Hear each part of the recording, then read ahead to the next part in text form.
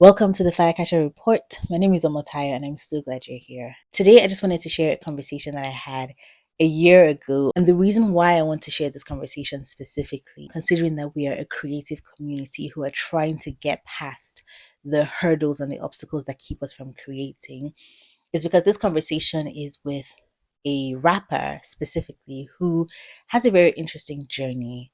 He started off knowing from a very young age that he wanted to write rap and he wanted to perform, but he actually went on a very interesting detour and has spent most of his years working in a corporate 9 to 5. However, what was very interesting about him is that he still found moments in between that journey over the period of about 15 years to pop back into the music scene, to release music, but not feeling confident that he could pursue that as a full time occupation. And I just found this conversation very encouraging as a creative who's gone back and forth. And I hope you guys find it encouraging as well. I got a cooler full of crack tails, excellence and Don P. Sommelier, fine wine, all the drinks is on me. Send you my location, this is where we gon' be. Yak full of baddies, I came through my army. Okay, so please, first of all, where did the name Tito Simons come from? Okay. Tito is my middle name. Oluwatito. Ah, That's my middle name. God is enough for me. The symbols, I would implore that you do not judge me and make fun of me, youthful exuberance. And before I could change or do anything, it just kind of stuck. I gave myself the name maybe in the early 2000s. I mean, obviously, I'm a rapper, and you know the notoriety that surrounded my rappers when we were in school and everything. So I was very obsessed with the New York rappers that were using the compound names back then. That's Lloyd Banks, Joel Santana,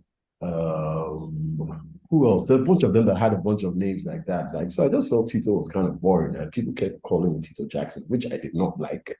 And so I started with Tito Brigante, which is an excerpt from this movie, Carlito's Way. That's a mafia movie from the 90s. The guy's name was Carlito Brigante.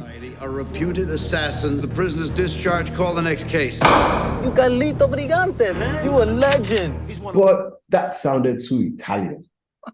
And then I watched Tito Brigante stuck for maybe all of 2 weeks, 3 weeks. Then I watched a movie called Planet of the Apes.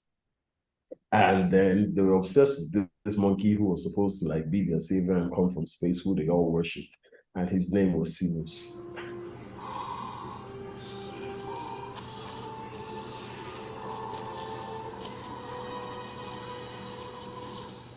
So I kind of clowned around with it for a bit that, I'm Simos. And, the evolution of man from apes. And before I knew what was happening, it stuck. Yeah.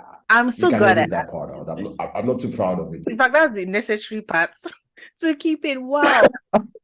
I can imagine you as a teenager, this thing is deep, it's so real. Yeah. So you have to be no, I love it. There's 15 years. Maybe you were writing rap by yourself, but we didn't see it.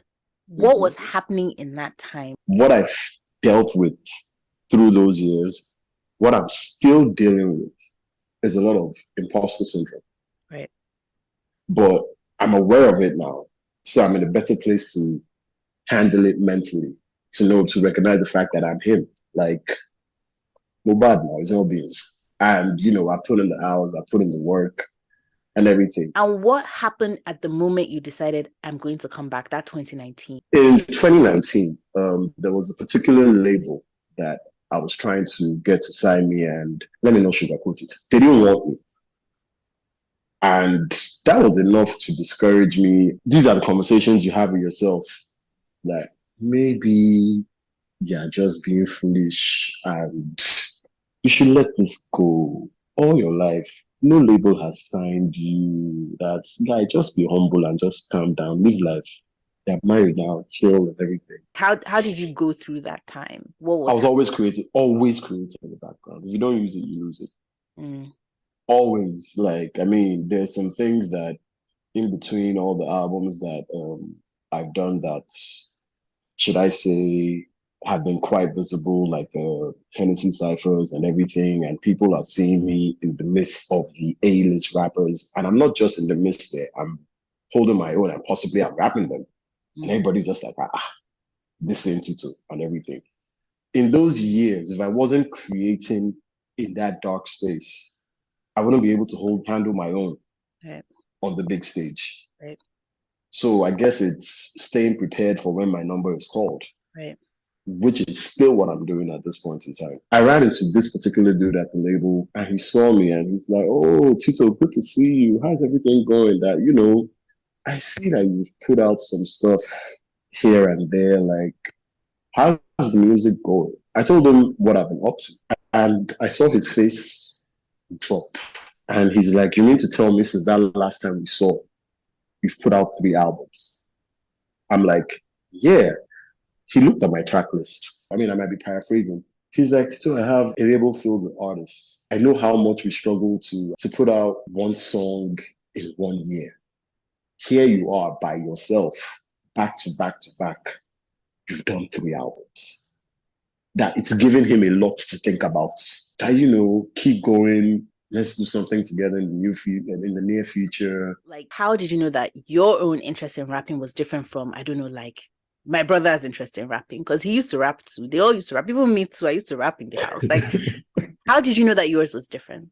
I'm an extremely passionate person and I loved it more than most people. When people ask me how long I've been rapping, realistically, I would say I started obsessing about 12, 13 years old, realistically. But when I look back, I was probably pressing rewind and play with my brothers and writing LL Cool J lyrics down from 7, 8. Right. I didn't know what I was doing, but that was all a part of it. So I just say all my life, bro. I loved it more than most people. Like, I obsessed about it. So now you're getting married. You have met this babe. Mhm. Did you tell her that you were a rapper? Or did she find out in the course of you guys dating? Here's Because the obviously, like, weird you have another story. job. Like, you have, like, your Yeah. corporate side. Yeah. So what face did you give her when you were toasting her? I think I finessed the babe, to be honest. Because, I didn't approach her with the rapper energy. I was mild-mannered and I think she might not have seen it particularly until maybe closer to marriage. How was that switch? Like, when you're like, man, I know I'm doing 9 to 5, but this is really my dream. How did you first of all open up to her about it, and then how did she respond? This is like a double-edged sword for me because, should I say, I always stayed in my comfort zone because I knew that last, I can't keep myself. If this one doesn't work, sharp food on the table, you do it. And quite frankly, the way I see it, it might have held me back some because I know that, okay, family is there. I shall have other ways that I can earn money and everything. So I struggled with that for a longer time, but till it took me to a point where I knew I had to be 100% intentional and act like I've got every single thing to lose if I don't chase this music to do it at that level. Forget my degree, forget my 9 to 5, forget whatever grace and support system that I might have. Let's assume this is all I have. It took pretty much the greater part of my adult life to be able to chase it with that kind of energy. Do you think that, like, when God made you and he's like, I'm sending this guy to the earth, there is a purpose I want him to fulfill? Yeah. That one purpose is... I think we're all multi-dimensional human beings. Of course. And we're definitely called to earth for more than one thing. I'm going to talk about 3 powerful books I've read. Yeah, okay. The first one is Will Smith's book, which just goes to show you that, our journeys are different. Right. He's been on the world stage since the age of 15. He's 50 plus now. Right from teenage years, everything fell into place. Boom, boom, boom, boom, boom, boom, boom, boom, boom. I also read Viola Davis's book. That's the most, should I say, emotionally draining yet uplifting book. It also made me understand fully the concept of late bloomers and staying ready and achieving purpose, which my story might be more in tune with. Right. I might be seeking comfort in that, maybe. Just really helps to show that, okay, even these people that we idolize who are so successful, they had their struggles. You realize that, oh, this guy is human after all. I think I'm blessed to have been able to discover what my why was since I was a child. So instead of midlife crisis, I think I have a head start. I'm just going to keep going and we'll see what happens within the next decade and couple of years. But regardless of the outcome, it's a mental / spiritual checklist to make sure I see it through. In between getting married, starting a family, all that stuff. And I'm blessed to have a supportive wife who lets me operate in that space and be myself. If you listen to the 3 albums I put out, there's a bit of spoken word on every single introduction. Right. That's my wife. There was something Viola said I think that was the biggest thing that I took away from the book. The good stuff would always happen. The bad stuff would always happen. In between the good stuff and the bad stuff happening, that's where we are living life. And we just need to balance it out. I think everybody can relate and identify with that. So to see you, a grown-ass man, married, your juniors are the ones that are doing it now. You know that what I mean is all the mental blocks that there would be against that. And the fact that you went back in. This is kind of the example of, one, is never too late to try. But also, two, like, you can't be looking at what's going on around you, because if you do, you'll never do anything. Yeah. This is my Harlem world without the shiny suits and party songs. My day ones, my truth's perception is often wrong. People wrote me off, left me for dead and forgotten. Lazarus was resurrected while his body was... One of the things I hope to do in this community is to continue to have conversations with creative professionals of all kinds and of all types.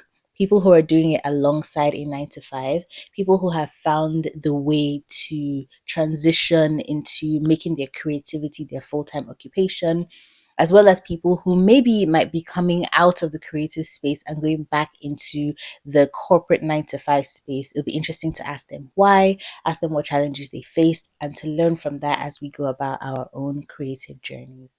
I really hope you enjoyed this conversation. If you haven't added your name to the list of creatives, please do so. The list will be in the comments. Please subscribe if you find this interesting, and I'll see you in the next one.